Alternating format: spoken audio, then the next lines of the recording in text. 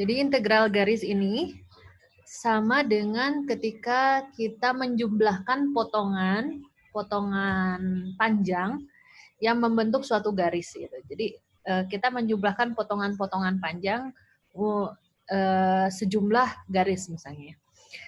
Jadi kalau kita punya gambar seperti ini, dari A ada suatu garis dari A sampai B ya, dari A sampai B. Garis ini kemudian kita potong ya.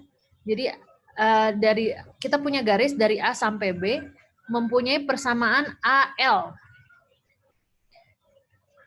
Jadi kita punya garis dari titik A sampai titik B dengan persamaan AL. Persamaan garis AL. Nah, kita potong-potong. Potong-potong kecil. Dan potongannya kita tuliskan sebagai delta L. Kan potongan ya, delta. Delta itu kan selisih jarak gitu. Jadi potongannya makin lama makin kecil. Potongan kecil dari delta L. Nah, dari persamaan integral garis ini, jadi kalau kita mau menghitung panjangnya suatu garis, ini kan AL adalah persamaan garis. DL itu diferensial garis ya. Persamaan garis dikali diferensial garis. Sepanjang A sampai B, jadi kalau mau menghitung garisnya berapa panjang, kita akan sama dengan menghitung persamaan garis dikalikan dengan del L sepanjang A sampai dengan B, itu akan sama dengan ya menjumlahkan persamaan garis AL dikalikan delta L ya. Jadi potongan kecil-kecil ini kita jumlahkan. Potongannya makin lama makin tak terhingga banyak. Makin banyak itu makin bagus gambarnya. Nah, sementara potongan delta L makin lama makin kecil. Jadi kan kalau misalnya kita punya garis, misalnya gini ya, kita punya garis, kita umpamakan seperti ini, garisnya melengkung misalnya ya, kita punya lengkungan garis ini. Aduh, oke ya, kelihatan kan warnanya ya? Garis ini punya persamaan A, L. L itu komponennya, parameternya ada L-nya gitu kan ya. Nah, kalau persamaan ini, kita cuma tahu ujung A dan ujung B. Ya, A dengan B. Kalau mau menghitung panjang garis, mudah saja kan? Integral AL dikalikan DL karena komponen panjang, kemudian jaraknya dari A ke B. Nah, ini kan kalau mau menghitung panjangnya garis. Nah, ini tadi persamaan yang pertama. Ternyata akan jauh lebih jauh lebih baik ya kalau misalnya kita punya potongan ini, persamaannya tetap kan sama AL. Kalau dipotong-potong garis ini tetap punya persamaan AL kan? AL. Tapi terus kemudian panjangnya dari sini ke sini adalah delta L.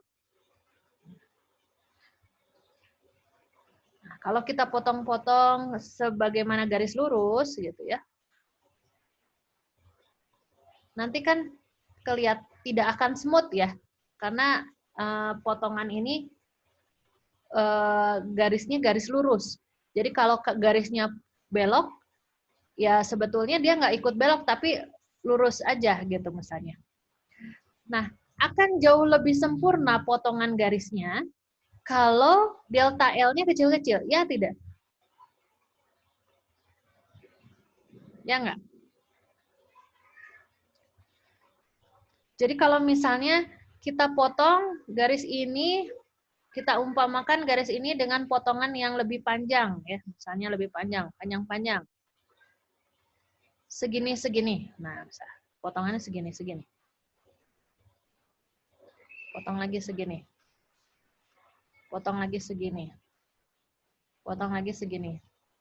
Potong lagi segini misalnya. Terus yang sama misalnya. Kemudian kita punya potongan yang lebih kecil lagi misalnya. Mana yang kalau kita punya garis ini, potongan mana yang lebih representatif dari garis ini? Potongan yang panjang-panjang atau potongan yang pendek-pendek?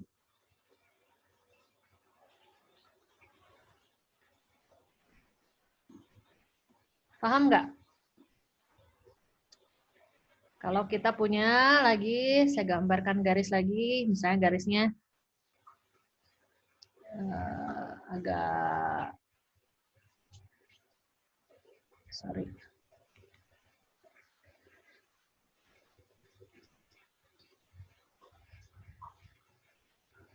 Kita punya garisnya melingkar misalnya. Dari sini titik A dan titik B. Tentu saja kalau potongan mau representatif dari sini, kalau potongannya panjang-panjang kan begini ya. 1, 2, 3, 4, 5. Garis yang hanya menyinggung. Tapi kalau dikumpulkan titik-titiknya akhirnya tidak bulat gitu. Dia akan lebih sempurna kalau potongannya kecil-kecil, ya nggak? Kecil. Karena intinya sebetulnya garis ini adalah persinggungan dari titik A ke titik B berupa garis lurus misalnya. Ya. Makanya akan jauh lebih sama dengan persamaan integral ini kalau limit potongan garisnya delta L menuju 0, betul? Apa artinya delta L menuju 0? Makin kecil kan? Ya. Delta L menuju 0. Dari suatu persamaan AL delta L, karena ini delta L-nya, yang ini, AL-nya itu persamaan panjangnya, ini delta L, juga limitnya sejumlah N-nya dari 1 menuju tak terhingga. Dari N menuju tak terhingga. Kalau makin banyak, makin sempurna juga kan representasi dari garisnya, ya nggak? Ya, paham nggak sama saya ya? Jadi makin kecil, makin banyak, dia makin smooth mengikuti bentuk asli persamaan garisnya, ya kan? Ya. Kalau dia panjang-panjang, ya kayak misalnya garis ini, kita representasikan dengan 2 garis aja ya, misalnya ya, 2 garis yang menyinggung, itu hasilnya bentuknya nanti tidak akan sesemut lingkaran bentuk garisnya ini. Kan garisnya melengkung. Kalau dibagi menjadi 2 garis aja, dia tidak akan smooth melengkung. Akan makin smooth ya, bila potongan garisnya makin kecil, makin banyak. Nah, makanya persamaan ini, kalau kita mau menghitung panjang garis, menggunakan integral kan ini, sempurna ya. Hitung A, ujungnya A ke B, totalitas, ada persamaannya, terus dikalikan komponen panjangnya. Menghitungnya integral ini aja. Ya, langsung dihitung. Dan ternyata nilai ini sama dengan ketika kita menjumlahkan potongan-potongan yang kecil, makin kecil, sejumlah makin tak terhingga dari persamaan AL dikalikan delta AL. Kita jumlahkan. Jadi limit delta L menuju 0, jadi makin kecil delta L-nya. Tapi dijumlahkan sejumlah dari 1 sampai N tak terhingga dari delta L menuju L. Dikalikan L. Ternyata jumlah ini sama dengan jumlah ini. Gitu. Udah ya persamaannya. Gini. Arti fisiknya tadi. Kalau kita punya garis yang, apalagi kalau garisnya meliuk-liuk gini. Kalau direpresentasikan dengan panjang yang agak panjang, tentu saja dia tidak akan sesemut yang kita inginkan. Begini satu, begitu, terus begini, terus begini, kelihatan. Tapi bayangkan kalau misalnya potongannya kecil-kecil, akan mengikuti garisnya. Karena potongannya kecil-kecil. Dan sejumlah tak terhingga, makin banyak. Ini juga yang kita lakukan ketika kita melakukan iterasi. Ya. Prinsip iterasi. Makin banyak iterasi, makin kecil jaraknya, makin sempurna yang kita cari. Gitu loh. Jadi kalau kita mau, misalnya kalian di praktikum kan pernah melakukan suatu percobaan. Kalau kita ingin menduga percobaan itu benar, apa yang kita lakukan? Iterasinya makin sering, ya, dan jaraknya makin pendek-pendek. Itu makin mendekati kondisi real. Begitu juga dengan ini. Jadi integral garis itu artinya integral garis itu akan sama dengan limit tak terhingga dari suatu potongan yang kecil-kecil persamaan tadi. Persamaan panjang. Oke, sampai sini ada yang mau ditanyakan? Ada yang belum paham? Sudah paham ya? Oke. Lanjut lagi.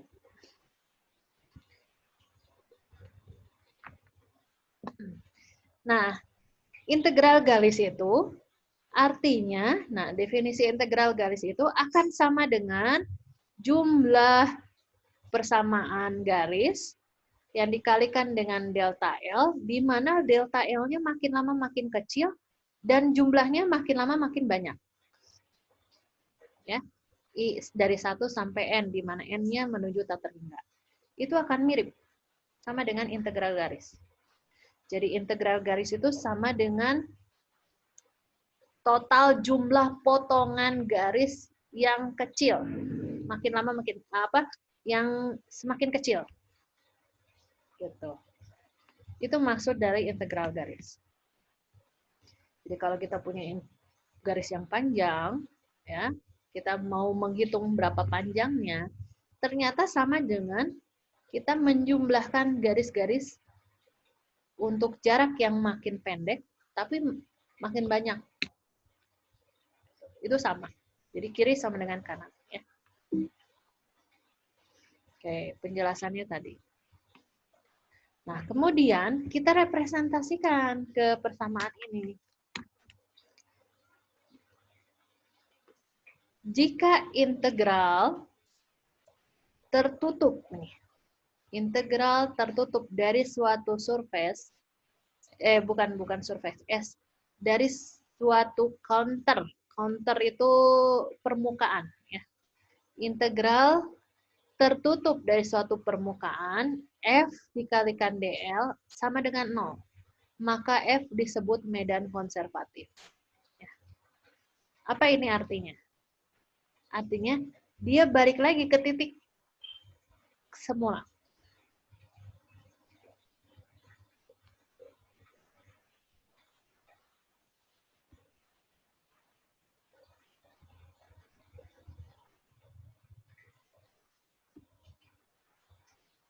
Nah,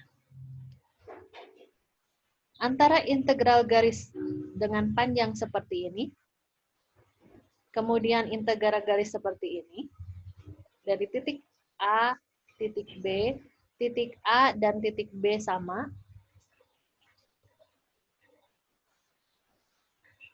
Nah, disebut tadi medan konservatif. Apa?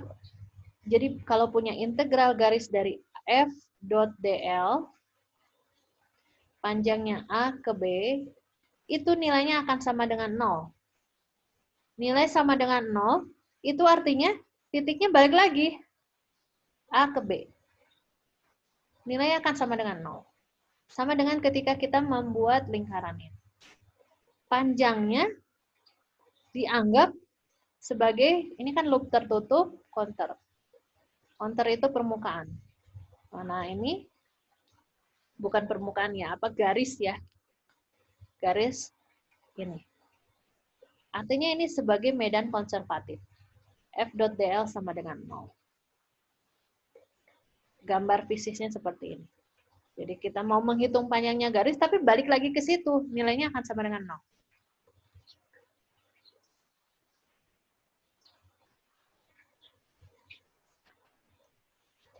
Maka F disebut medan konservatif. Kemudian, nah, sekarang integral permukaan.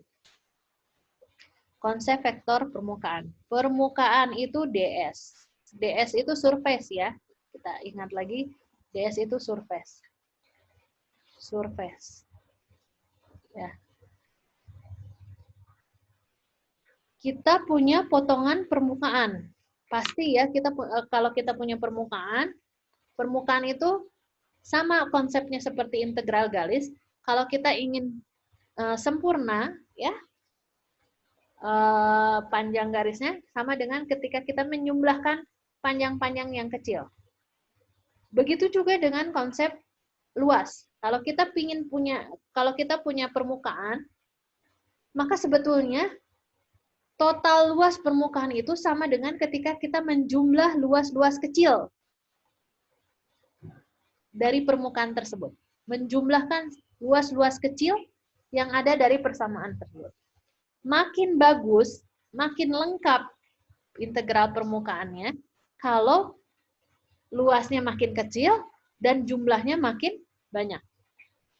ds adalah vektor permukaan. Kemudian tegaknya lurus, arahnya tegak lurus permukaan dan besarnya sama dengan luas permukaan yang diwakilinya.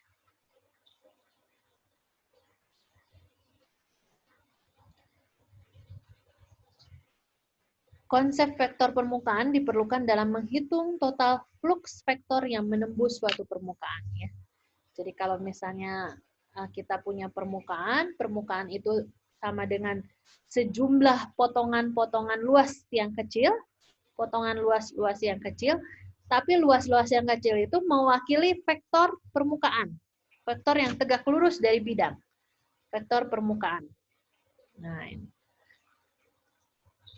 Maka banyaknya berkas yang menembus, suatu permukaan itu sama dengan banyaknya vektor satuan dari luas-luas bidang yang kecil. Ditulisnya seperti ini. Flux sama dengan integral surface dari F.ds. F.ds itu representasi dari perkalian vektor F dengan vektor permukaan. Nah, berkasnya itu adalah yang tegak lurus dari vektor dari permukaan. Itu disebut flux.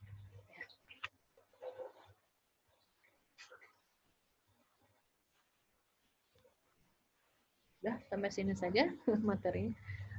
Oke, kita pakai materi yang lain.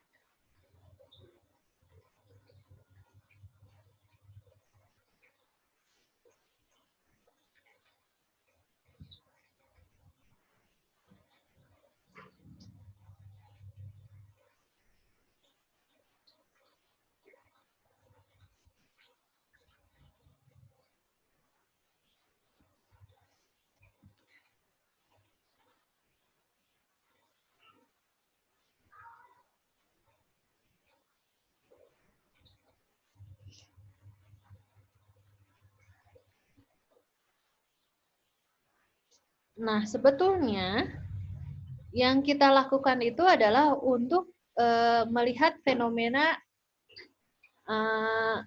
yang akan kita gunakan pada persamaan Maxwell. Ini mungkin lebih jelasnya lagi ya. Saya buka ke materi saya yang lama. Ini sebetulnya ada di buku Maxwell ya. Ada di buku McD F. Iskander. Buku yang saya share sudah bisa dilihat? Bisa, Bu. Nah, di-download saja. Mumpung kalian bisa dapat, download gratis, download saja. Semuanya. Nih ya. Kelihatan ini integral garis? Balik lagi ya. Balik lagi saya ingin menjelaskan. Ini karena ini bagian konsep awal dari hukum Maxwell. Nah, tadi integral adalah penjumlahan yang dapat melibatkan besaran skala dan vektor. Pada sebuah kontur atau lintasan, kontur lintasan ya. Oke. Lintasan C terdapat besaran skalar AI. Ya, jadi di sini ada persamaan AL ya. Nah, persamaan AL yang meliputi kontur C ini.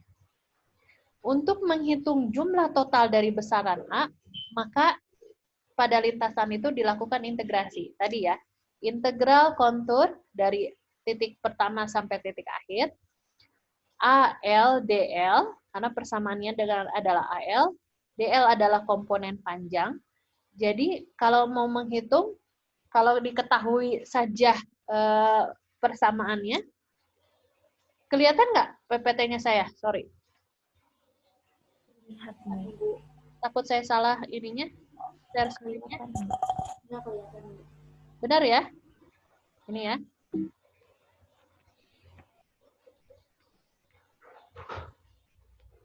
Jadi kalau misalnya langsung diketahui L adalah panjangnya dari A ke B misalnya tadi, counter.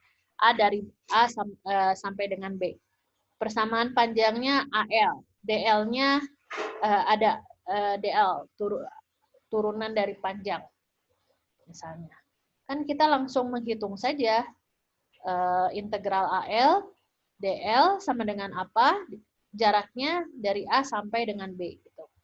Akan sama dengan yang tadi saya sebutkan bahwa persamaan AL dikalikan delta L, potongan-potongan kecil dari panjang lintasan, makin kecil dan makin banyak, makin menyerupai panjang garis yang diinginkan. Jadi integral ini, integral garis itu akan sama dengan ketika kita menjumlahkan potongan-potongan kecil dari garis.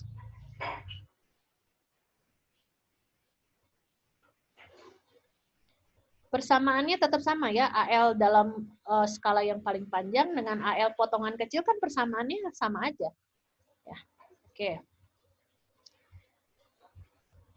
Nah, di sini terlihat, nah ini maksud saya yang tadi, bahwa ketika kita punya garis antara A sampai dengan B, akan jauh lebih sempurna potongannya kalau potongannya makin lama makin kecil. Delta L1 itu makin kecil.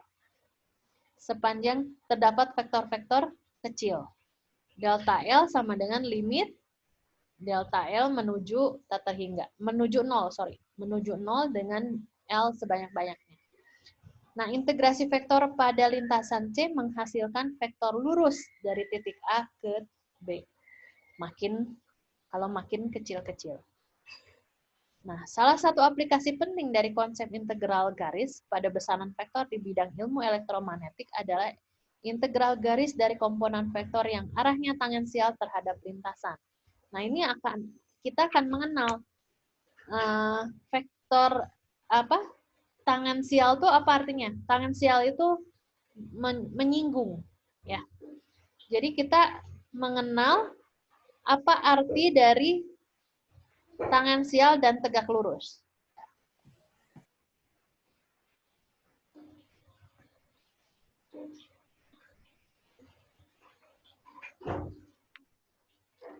Kalau kita punya suatu permukaan,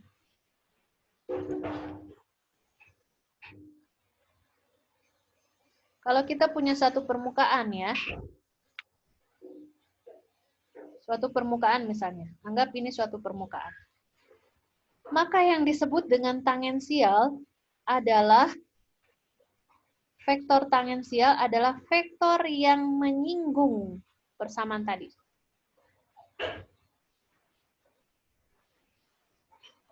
Vektor itu tegak lurus ya, biasanya. Lurus. Jadi vektor tangensial itu adalah vektor yang menyinggung.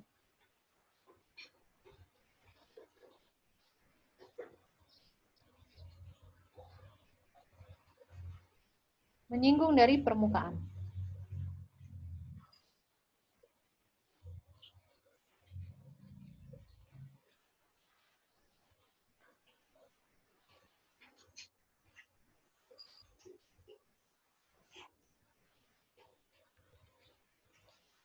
Ini disebut vektor tangensial.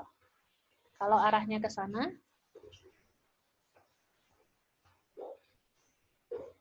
kalau arahnya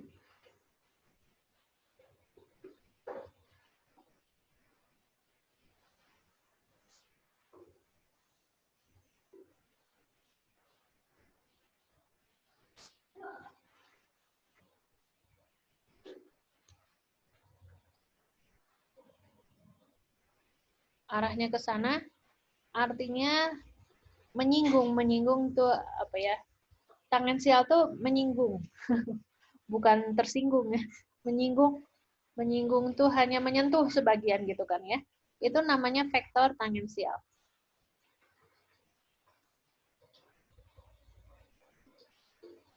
Atau ada bahasa lain paralel.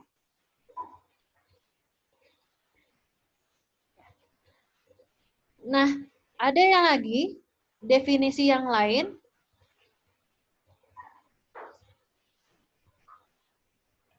Yang lain itu vektor tegak lurus atau normal.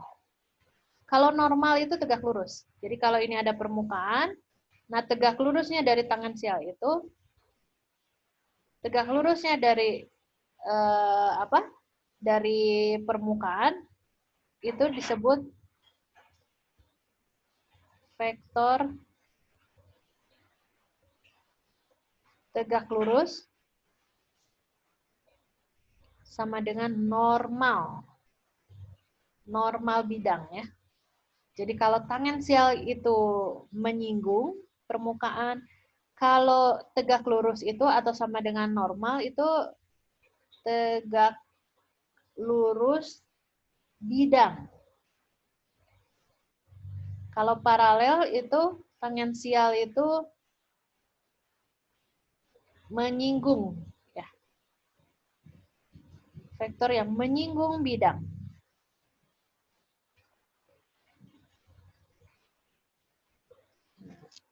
Seperti itu. Jadi dari integral garis kita melihat ada vektor-vektor tangensial terhadap lintasan. Berarti vektor-vektor yang menyinggung lintasan. Ya. Notasinya ada seperti ini. Vektor-vektor tangensial. Ini T itu vektor tangensialnya, komponen tangensialnya terhadap lintasan. T merupakan vektor satuan yang arahnya tangensial atau paralel atau sejajar terhadap lintasan integrasi. Sejajar, paralel, tangensial. Itu menyinggung dari lintasan. Nah, seperti ini. Contohnya gini, berapa besar daya yang dibutuhkan untuk memindahkan muatan dari titik A ke B sepanjang lintasan C jika diberikan medan listrik seperti ini. Nah, ini contoh penerapan integral garisnya. Berarti kan integral garis ini ya persamaannya E ya, karena yang ingin kita cari kan persamaan medan listriknya. Jadi medan listrik E dot dl seperti itu. Integral E dot dl dari A sampai dengan B sama dengan ketika kita menjumlahkan persamaan-persamaan garis ini. Sejumlah tak terhingga untuk panjang yang makin lama makin kecil, delta L. Makin kecil makin bagus. Nah, rumus dasarnya W sama dengan F S sama dengan W itu daya ya, rumus daya. Watt dalam satuannya watt sama dengan F. F itu force, biasa kita sebut gaya. Kalau W itu daya, F itu gaya. Gaya kali perpindahan. Sementara gaya itu kita tahu dari hukum Coulomb sama dengan perkalian antara medan listrik dengan muatan. Ya. Perkalian medan listrik dengan muatan sama dengan gaya dikalikan S jaraknya. Karena arah medan listrik tidak searah dengan arah lintasan yang akan ditempuh oleh muatan, maka untuk menghitung daya total dibutuhkan iterasi garis yang melibatkan besaran vektor. Solusinya adalah dengan menghitung daya di setiap segmen lintasan. Delta W 1 sama dengan Q itu muatan, E itu adalah medan listrik, cos alfa I. Karena tadi kita perhatikan di sini, E-nya membentuk sudut. Kalau ditarik, E-nya membentuk sudut. Sementara yang dihitung oleh kita adalah ET-nya. E yang menyinggung permukaan atau E tangensialnya. E tangensialnya adalah EI cos alfa, komponen E yang searah dengan lintasan atau tangensial. Ya, kalikan delta I. Maka W sama dengan, kalau dalam kita yang diketahui misalnya potongan-potongan garis, maka besarnya adalah W sama dengan muatan dikalikan sejumlah potongan delta LI ya, I cos alfa I sejumlah I menuju N, dan limitnya adalah dari L menuju ke 0 untuk sejumlah N menuju tak terhingga. ET delta L. Maka sama dengan Q integral E dot T dot TL. Karena kita tahu tadi limit ini besarnya sama dengan integral garis. Ya. ET itu adalah medan listrik komponen tangensialnya dikalikan dengan DL. Nah, akhirnya kita punya persamaan integral garis adalah A pada komponen tangensialnya, A dot T ya, pada komponen tangensialnya dikalikan DL. Karena yang menyinggung persamaan garisnya sama dengan A dot DL. DL-nya besarnya adalah DXAX, DYAY, DZAZ. Kalau itu di koordinat apa ini? Koordinat tangensial. Koordinat kartesian. Nah, sementara kalau dero aro ro devi avi dz az itu adalah koordinat silinder. Dr ar tambah r d theta a theta tambah r sin theta devi avi itu adalah koordinat bola.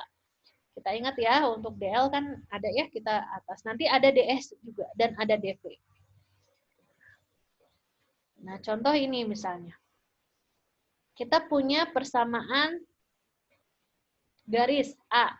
A sama dengan AX tambah AY tambah AZ. DL-nya tentu saja kalau persamaan kartesial di koordinat kartesian, jadi DXAX tambah DYY tambah DZAZ. Cara menghitungnya sama dengan integral garis itu A dot DL, integral garisnya dikalikan dengan DL-nya. Ini AX, AY, AZ dikalikan dengan DXAX, DYY, DZAZ. Perhatikan, saya waktu itu sudah pernah menyampaikan, kalau vektor yang sama, kita kalikan vektor yang sama ya. Vektor yang sama, AX kali AX nilainya 1. Kalau AX, AY nilainya 0, AX, AZ nilainya 0. Ya. Perkalian antara dua buah vektor yang tegak lurus sama dengan 0. Perkalian dot. Tapi kalau perkalian antara dua vektor yang sama, vektor satuan yang sama, besarnya 1. Jadi akhirnya kan tinggal ini dikalikan ini, berarti AX DX. Kali 1. Tambah AY DY, AY DY. vektor satuannya AY dikali AY. 1 kan? 1. Dan AZ DZ. Nah, tinggal dihitung panjangnya. Dari X1 ke X2 AX, dari Y1 ke Y2 AY, dari Z1 ke Z2 AZ. Itu cara menghitungnya ya, integral garis. Dari DX yang DX ya dan AX.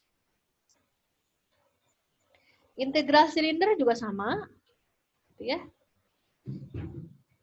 Aro dengan aro nilainya 1. Tapi kalau aro dengan AVI nilainya 0.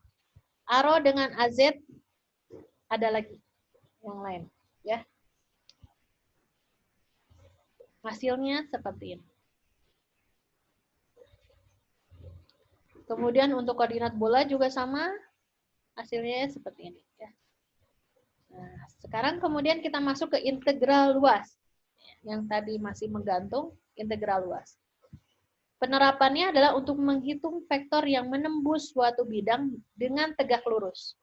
Pada integrasi luas ini dikenal besaran diferensial area atau delta S yang terletak pada bidang S. Distribusi garis vektor pada seluruh permukaan bidang S dapat uniform atau non-uniform. Uniform itu berarti sama banyak, sama besar, itu uniform. Distribusi garis vektor pada diferensial area delta S1 dapat diasumsikan uniform. Misalnya ya sama, serba sama. Contohnya ini.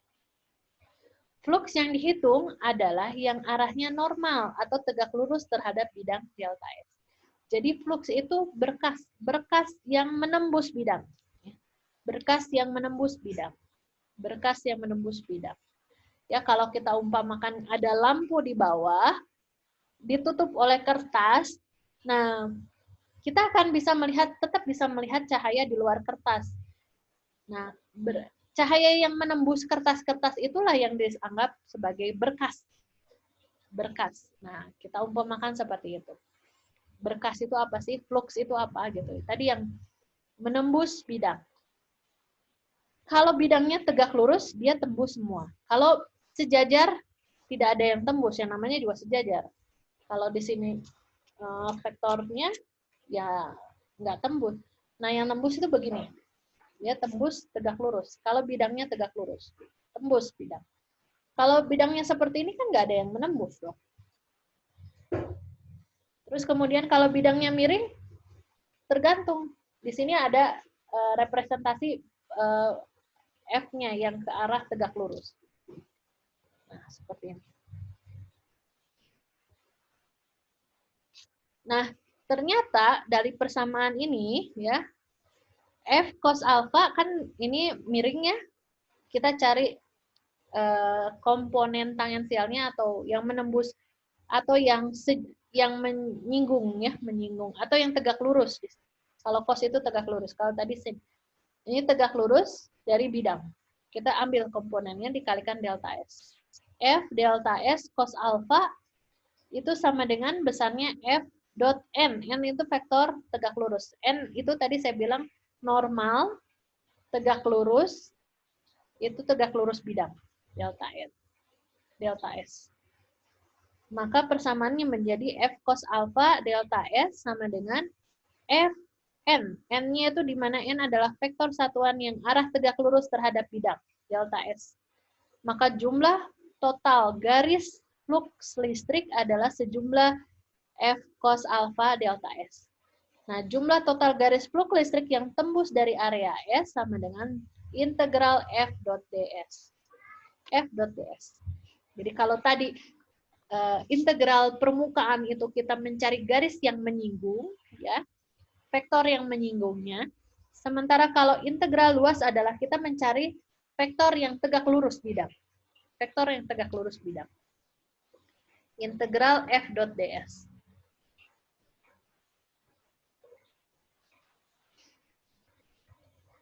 Nah, kita contoh ada ini ya. Misalnya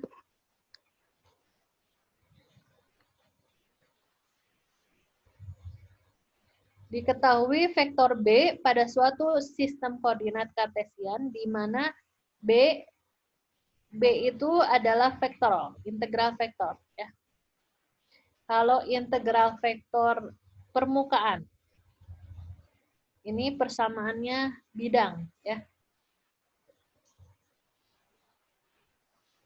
Hitunglah jumlah vektor B yang menembus keluar kubus dengan batas 0 X sama dengan antara 0 sama dengan 1, Y antara 0 dengan 1, dan Z antara 0 dengan 1. Persamaannya di sini. B sama dengan X plus 2 AX, 1 dikurang 3 YAY, tambah 2Z AZ. Maka jawabnya jumlah vektor B yang menembus bidang kubus adalah vektor B yang tegak lurus terhadap bidang yang ditembus. Untuk perhitungan digunakan persamaan B yang tembus sama dengan integral B.ds. Integral B.ds. Integral B.ds ini sama dengan ketika kita menjumlahkan semua sisi yang ditembus oleh garis gitu ya, garis vektor tersebut yang ditembus.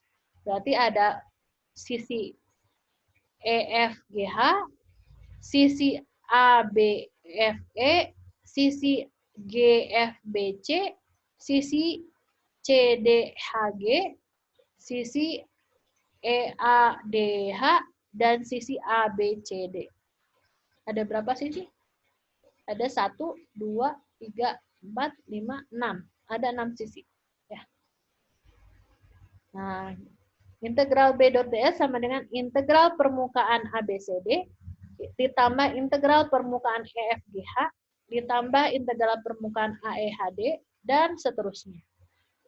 Nah, untuk bidang ABCD masukkan dulu persamaannya, batas-batasnya, kemudian kita hitung. Dan karena ini vektor DS, coba kita lihat ABCD. ABCD. Vektor yang tegak lurusnya terhadap bidang ABCD kemana?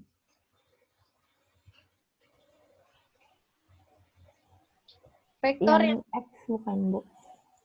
Vektor yang tegak lurus bidang ABCD berarti vektor apa? Ke X? Yang ke X bukan, Bu. Ya, ke X negatif. Ya. Kan keluar, tembus keluar. Kalau bidangnya ABCD, berarti vektornya vektor X negatif, ya. Oke. Nah, kalau misalnya BCGF, vektor apa? Y positif. Y positif, oke. Kalau CDGH,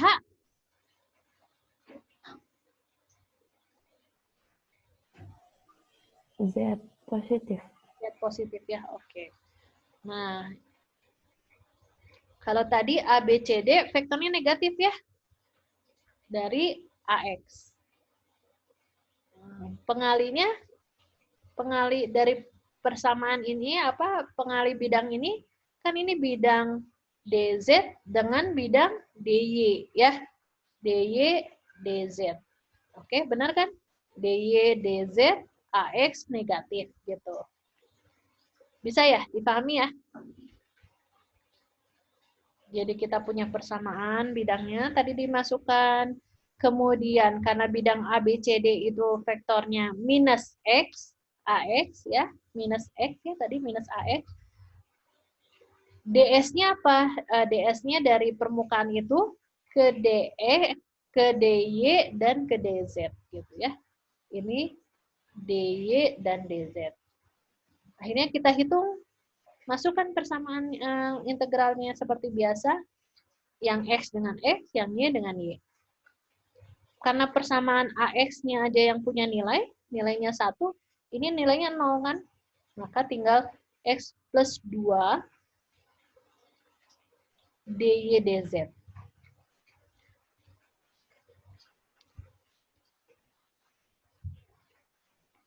X dalam integral dx dy, dy dz, X kan 0 juga kan? Soalnya dy dan dz ya. Jadi 0, tinggal 2. Jadi minus 2 dy dz. Jawabannya 2. Begitu seterusnya, bidang EFGH, bidang AEHD, gitu ya. Tinggal vektornya aja, menghadap vektor yang mana. Kemudian kita jumlahkan semua. Akhirnya, total yang menembus kubus tersebut adalah minus 2 tambah 3 dikurangi 1 tambah 0 tambah minus 2 tambah 2. Jawabannya 0. B bersifat konservatif. Artinya, banyaknya berkas yang menembus bidang, jadi ada yang menembus bidang itu nilainya sama dengan 0, karena tadi vektornya ada yang vektor yang keluar, vektor yang masuk, ya, vektor yang masuk, vektor yang keluar, saling meniadakan gitu ya. Maka bersifat konservatif, karena nilainya 0. Nah, seperti itu. Sampai sini ada yang mau ditanyakan? Jadi nanti kalian membaca lagi di materi yang pertama itu, ya, terkait dengan koordinat, ya, sistem koordinat, itu juga dibaca lagi jadinya. Ini udah pernah saya beri belum ya? Udah kalau nggak salah ya. Nah, bagaimana nanti ada di sini kan DL. DL pada koordinat kartesian. DL, DX, AX, DY, AY, DZ, AZ. Kemudian kita juga mengenal yang DS, turunan surface-nya. DS, DY, DZ, tergantung vektor satuannya yang mana gitu ya. DY, DZ, AX, DX, DZ, AY, DX, DY, AZ. Kemudian nanti akan kita kenal dengan DV, volume, DX, DY, DZ. Nah, pada koordinat silinder juga akan dipakai ini DL, DRO, ARO, RO, DV, AV, tambah DZ, AZ. Luas diferensialnya DS RO, DSV, DSZ. Ini juga akan dipakai. Kemudian DV, volume. Begitu juga untuk koordinat bola. DL, DRAR, RD theta, A theta, R sin theta, DV, AV gitu misalnya. Kemudian DS-nya DSR, DS theta, DSV ini juga dipakai. Nanti DV R kuadrat sin theta DR, D theta, DV misalnya ya. Terus kemudian yang konversi-konversi ini juga kan ketika di PR kan ya, kita pakai yang konversi dari kartesian ke silinder, silinder ke kartesian, kemudian dari bola ke kartesian. Nah, pakai yang di sini. Ini kartesian ke bola. Bagaimana dengan bola ke kartesian? Nah, gitu. Ini bola ke kartesian misalnya, kartesian ke bola. Ini udah diberi ya, udah saya beri ya. Jadi dibaca lagi, diingat lagi yang waktu koordinat persamaannya seperti apa. Sampai sini ada yang mau ditanyakan? PR-nya sudah dikerjakan? Ada kesulitan dari PR-nya? Ada beberapa, Bu. Ini 16 yang submit ya. 8 yang draft. Ini draft itu gimana sih? Tidak disubmit atau gimana nih? Jadi itu harus submitnya 2 kali, Bu. Oh, submitnya 2 kali. Ya, jadi kan setelah disubmit itu jadi ada kayak kolom centang gitu, biar pasti masuk. Soalnya kemarin juga teman-teman saya sempat gitu juga, Bu. Ya. Memang saya izinkan ini beberapa kali submit gitu. Bu, tapi saya 2 kali submit juga tetap draft gitu, Bu. Yang 1 kali submit gimana nih? Bisa langsung submit itu? Klik 2 kali gitu, Bu. Jadi pas pertama masukin filenya, itu tuh ke draft, nggak langsung ke kirim, nggak tulisannya nggak submit gitu. Kalau mau submit, itu tuh harus dicentang lagi, 1 lagi, baru ke submit. Oh gitu ya. Jadi dicentang lagi, meskipun sebetulnya keterima sih, cuma nanti jadi kalau nggak bisa di grade di sini, ya nggak bisa di grade di LMS-nya. Tapi keterima sih ada draftnya ya. Kesulitan yang mana? Oke. Kita lihat ya. Nomor 1, nomor 2 bisa, nomor 3, 4. Nah, nomor 5 itu yang lengkapi itu ya. Perkalian dot vektor dengan cross. Kalau cross itu, kalau perkalian cross mengikuti kaidah kanan kanan. Kalau X, Y berarti ke Z gitu kan. Jawabannya Z. Kalau lengkapi kartesian tabung ke bola langsung dikonversi. Kalau diketahui X, Y, Z, R theta V-nya jadi bagaimana? X-nya pasti sama misalnya ya. Z-nya pasti sama untuk kartesian dan tabung. Untuk bola misalnya theta V-nya pasti sama. Yang beda R seperti itu ya. Koordinat tabung, dari kartesian ke tabung, kemudian dari kartesian ke bola, dari bola ke kartesian. Oke, bisa lah ini masih. Ada lagi yang mau ditanyakan? Kalau tidak ada, diendapkan dulu yang tadi materinya ya. Kalau ada pertanyaan, silahkan ditanyakan ya. Ya, Bu. Nanti PR-nya saya berikan jawabannya ya. Kalian butuh ya ininya ya, rekamannya ya yang tadi ya. Oke, nanti di-upload. Mudah-mudahan editnya tidak lama. Kita cukupkan saja ya. Diendapkan dulu, silahkan pelajari lagi. Mumpung masih sedikit ya. Nanti di buku yang saya beri, kalian coba cek ya, ada latihannya, ada contoh soalnya. Silahkan dicoba juga. Kalau kesulitan, bisa infokan ke saya. Ya. Itu dulu, silahkan diendapkan, dipelajari lagi. Nanti kalau ada pertanyaan, jangan sungkan WA saya ya. Nanti bisa diskusi. Atau nanti kalau perlu waktu tambahan, nanti saya akan tambah untuk tutorialnya ya, seperti itu. Oke, baik, saya cukupkan untuk hari ini. Kita ketemu lagi minggu depan. Terima kasih semua. Assalamualaikum warahmatullahi wabarakatuh.